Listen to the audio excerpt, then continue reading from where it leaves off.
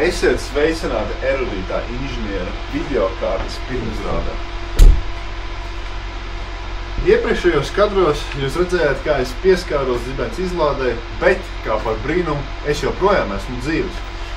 Tad jautājums sekojošs. Kurš no šiem 4 efektiem ir būtiskākais, kas ļāva man pieskarties zibens izlādē?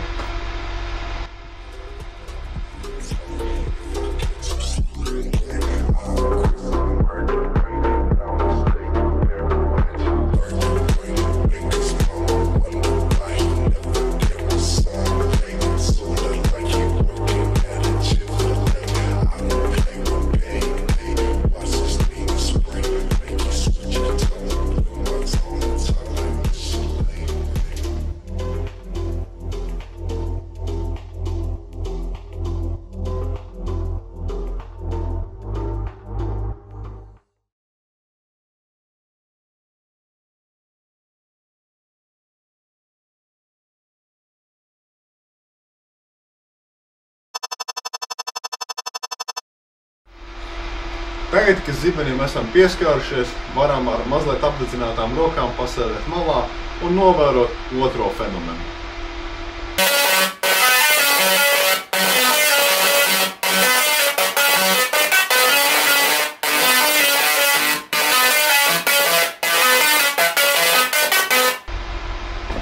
Melodija, kuru tikko dzirdējāt, nāca tikai un vienīgi no zibens izlādes. Šeit nav nekādi apslēptie skaļruņi vai kas tam līdzīgs. Tad jautājums sekojošs. Kā tas ir iespējams, ka caur zibeni ir dzirdama mūzikas melodija?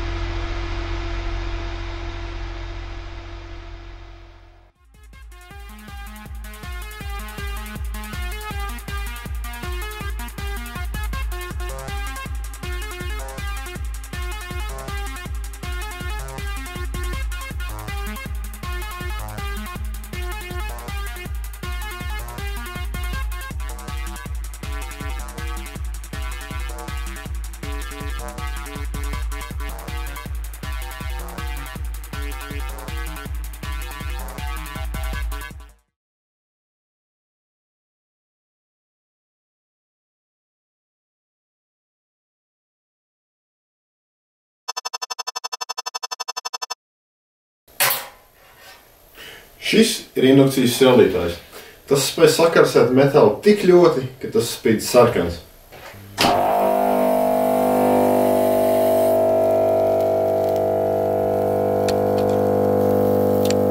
Ieliksim šo metālu klāt pie avīzes.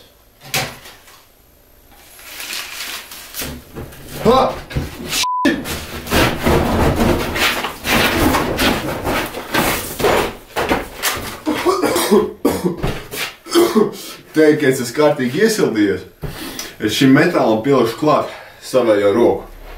Pirms to saslapinot, paskatīsimies, kas tad notiks.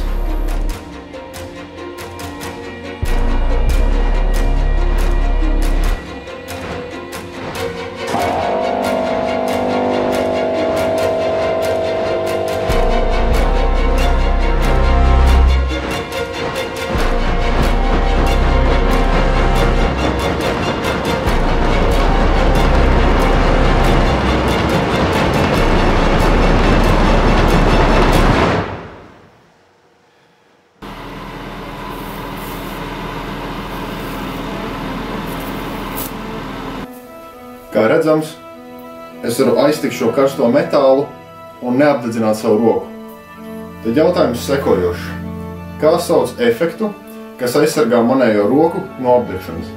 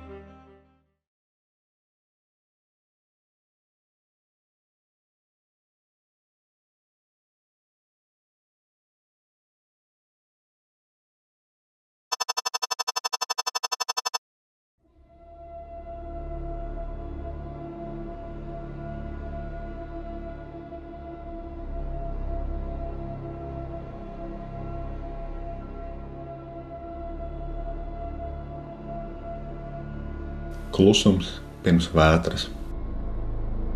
Viss šķiet tik mierīgi, līdz nošķīst pirmā zibens izlāde.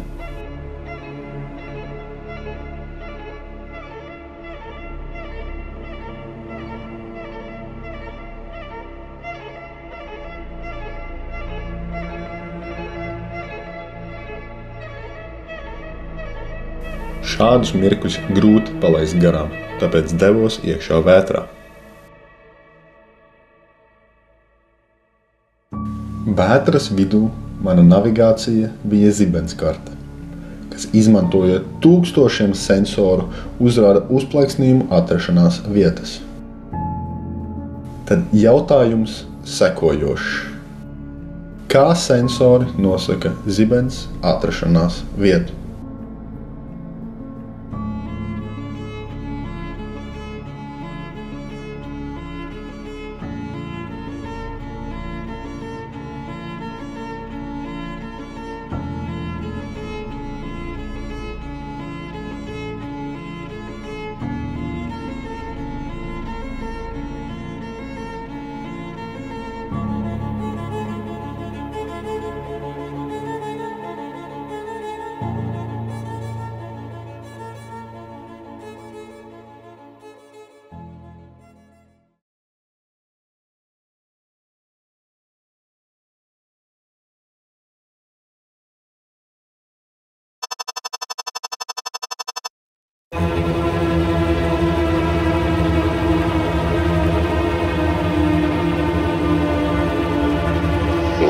Would not be the same.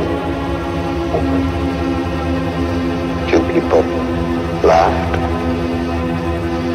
Few people cried. Most people were silent.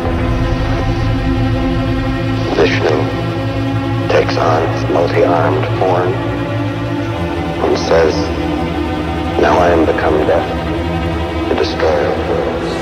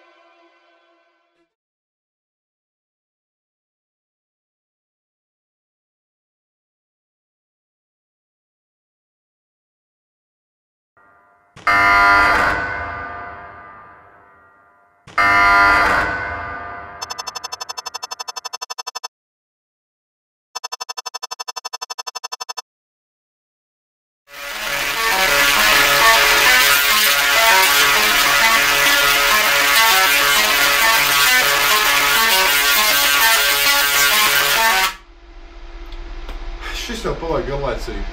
Kāpēc tad es neatraujos pa pirkstiem, tad, kad es pieskaros zibenim? Pareizā atbilde ir virsmas efekts. Pēc būtības virsmas efekta dēļ strāva plūst pa vadītāju ārpus, nemaz nesasniedzot tā vidusdaļu. Rezultātā iekšējie orgāni un sirds ir pasargāti no bīstamiem spriegumiem, un viss, kas ir jūtams, ir tikai kā neliels apdegums uz ādas virsmas.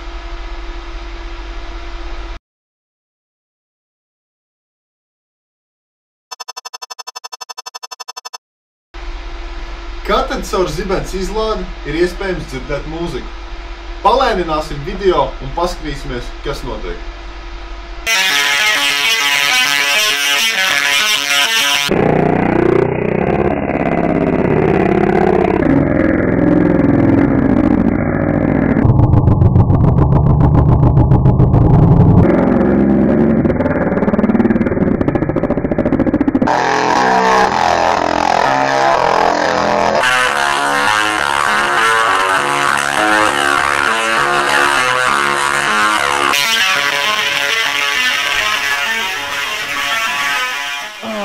Kā rokas sāp.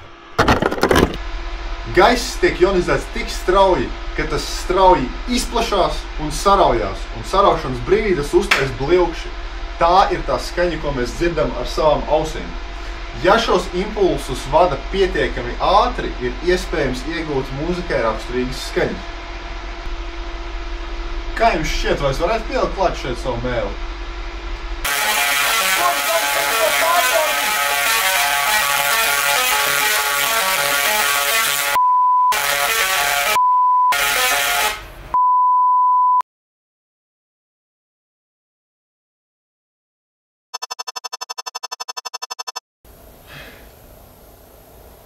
Kāpēc tad mana roka netika apdedzināta, kad es aiztiku karsto metāla priekšmetu? Pareizā atbilde ir Leidenfrosta efekts. Ar Leidenfrosta efektu ir tāpat kā, kāpēc ir grūti piešķilt slapju avīzi.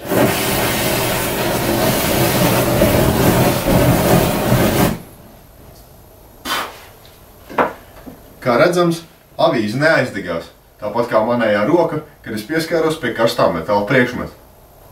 Abos šajos gadījumos, gan uz avīzes, gan uz manas plaukstas, bija ūdens slānis.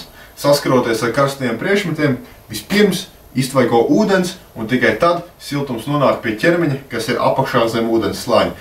Rezultātā gan roka, gan avīze tiek pasargāta no augstiem temperatūrām.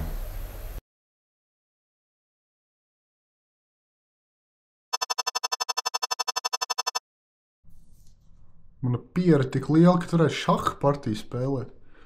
Atvainojos, es nepanīju, ka mēs jau sākām filmēt. Atgriežoties pie atbildes par 4. jautājumu par zibens atrašanos vietu kartē.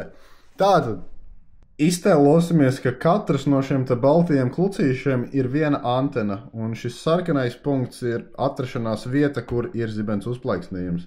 Tas, kā var atrast uzplaiksnījumu atrašanās vietu, ir diezgan vienkārši. Teiksim, uzplaiksnījums notiek šeit. Antenas uztver signālu un analizē to, cik ātri no uzplaiksnījuma līdz antenai signāls ir uztverts.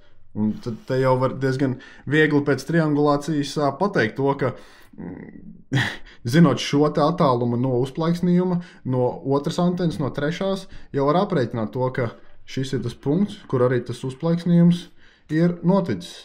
Un jo vairāk šādas te antenas izvieto, jo augstāka ir precizitāte.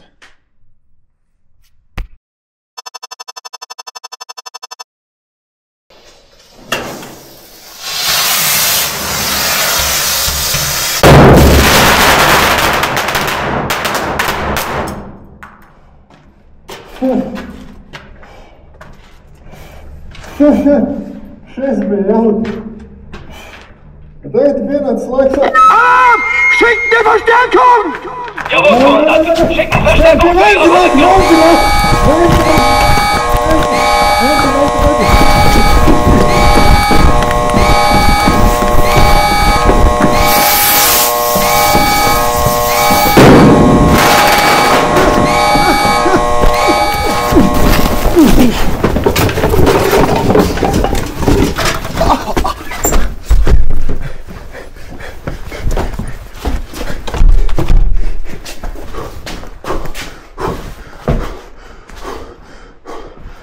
Jau izskatās pēc pazīstamākas telpas.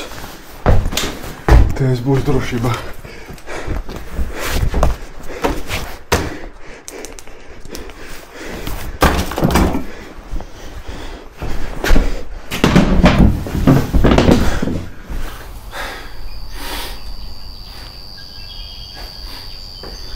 Pirms man atkal paspēja noķert, teikšu, ka pareizā atbilde ir kālija nitrāts. Es te ilgi vairs nevaru uzturēties. Drīz man panāks. Tāpēc man jāsaka savu vēsts. Turpiniet izpētēt pasauli, neatkarīgi no tā, kādas robežas citu uzstāda. Augsti novērtēju jūsu piedalīšanos šajā pasākumā un ceru jūs no visas sirds satikt jau pavisam drīz. Man gan laiks iet uz beigām, tāpēc novēlu jums to labāko, Saliņš dodas tālākos piedzīvojumus.